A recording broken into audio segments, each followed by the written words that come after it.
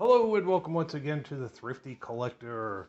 Today we are going to talk about the card show in Panama City Beach that myself, Mike, and Jimmy went to. Wasn't that bad of a drive, about an hour long.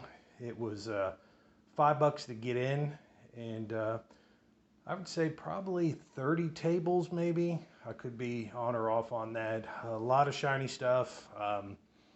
A lot of people surprisingly had soccer. I guess soccer is the new big thing now.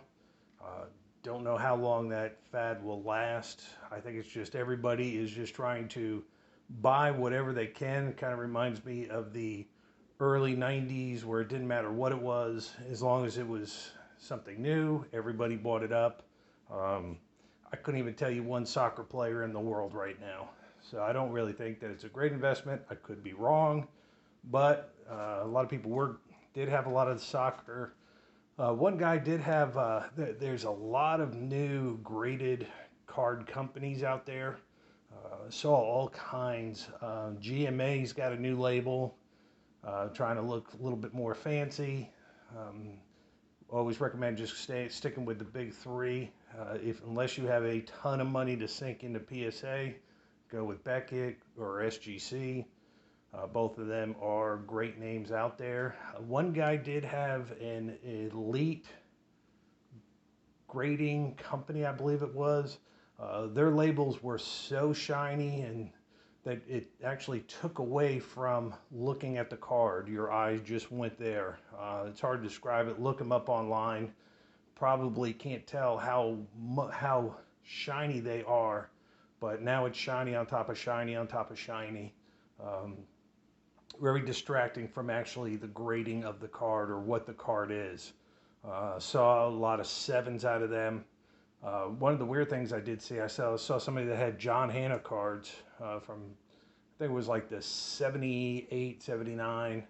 They were graded, I believe, PSA 4 and 5, and they must have been from Alabama because I don't even know if people from New England would grade John Hannah cards, his fourth, fifth year card, and looking at fours and fives and even putting them out there. But just something I saw. Some of the things I did get, I actually surprisingly did buy two shiny cards. Two shiny cards, first ones I've ever bought. So they were out there. But did get some vintage. One guy had, he probably had the least amount of cards, and I bought the most cards from him because he had what I like. One guy did have three Whitey Herzog rookies. He had $20 each on them. I hemmed and hawed, and then finally offered him $10 each for him, and he took it.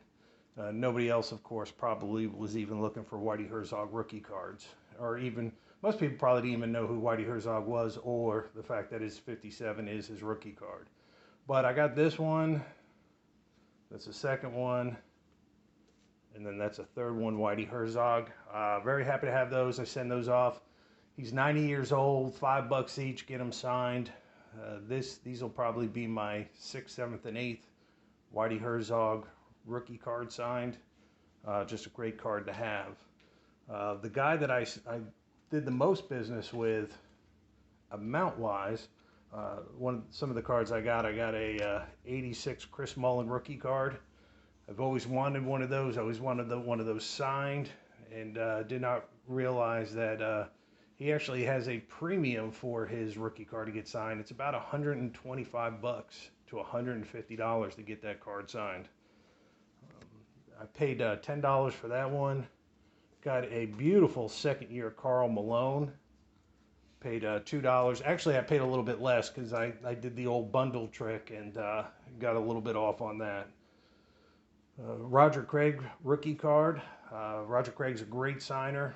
He should be in the Hall of Fame. First player to ever have 1,000 yards rushing and receiving in 1 year. Got myself a third year Akeem Olajuwon. The 1982 Don Ross Golf. Not a big golf guy, but I did see a few of them. Recognized two of the three names that I saw. Thought it would be fun to send them off. I always like this from the 91 Leaf, the gold rookie set, and that's the Nolan Ryan. Fuzzy Zoller from the 82 Don Ross set. Get a little full there. And then he actually had some 88 Max cards. And he did have the 86 set of, I forget what he said, Speedway something or another. There was probably about 10, 12 cards. One of them was that guy that passed away in NASCAR in the late 80s from AIDS, HIV, AIDS. I think his name was Richmond. I'd actually seen a documentary about him. If you don't know much about that guy, and of course I probably didn't give you the correct name, but he was full-blown Motley Crue as a race car driver. Derek Cope, and then actually got 2 Mark Martin cards, which I'm happy about. Rusty Wallace. The other golf card I got was a guy named Larry Nelson. Not too familiar with him. Go ahead and take those off. This is a 91 Jeff Bagwell. Got this. Most of these cards were $1 or $2, but I got this card for $1. Was pretty happy about that. Bagwell, being like me, is born. Well, I was born but raised in Massachusetts. Was drafted by the Red Sox. Went through their farm system. They ended up trading him for a middle spot reliever, Larry Anderson. And I don't even think Larry Anderson played an entire season with the Red Sox. He was about ready to retire. And so one of the worst trades, probably second to the Babe Ruth trade in Red Sox history. They traded away a future Hall of Famer for a washed-up middle reliever. And then I also did get the Richard Petty, quote-unquote, rookie card. He did have a few other cards, but the 88 Max, as everybody knows, that follows this channel, knows that I'm really big into the 88 Max. If NASCAR ever does make a comeback, the 88 Max will be a very popular set if NASCAR would quit shooting itself in the foot, or like they did last time, in the leg. The 2 shiny cards I got, he had $15 each for them. They're from the 2021 Leaf Metal. This is Leaf Metal Draft Touchdown Kings. These are the pre-production proof. This is Amari Rogers, played for Clemson, now plays with the Green Bay Packers. And that's just the front of the card. And then this is the back.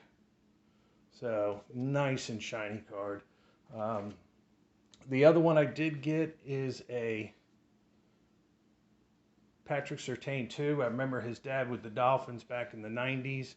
This is same thing. This is the Flash Draft, pre-production proof, 101. One thing that really amazed me about most of the dealers there, they had all these high-dollar cards, not saying these are, but high-dollar cards that were slabbed and did not have a 10-cent protection sleeve over it. One of the things, if you've got these kind of cards, invest 10 cents. If you're going to invest in that much money in the card, get the protective sleeve that goes over it. And it keeps the case from getting scratched and makes them look a whole lot better. And then I did do one trade with Mike. Traded him a Bobby Dorr autograph for this SGC 7 1970 home run leaders.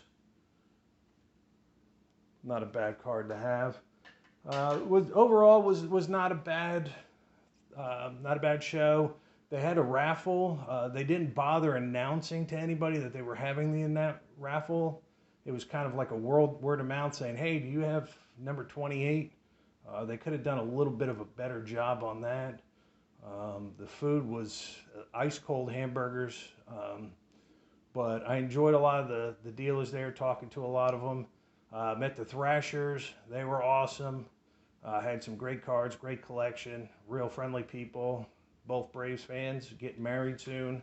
So congrats again, guys. And I hope everybody has a wonderful week. And looking forward to doing some more videos. Got a lot more new stuff in. Got some Wrestling All-Star cards in for everybody to take a look at. Have a great one. Stay thrifty as always.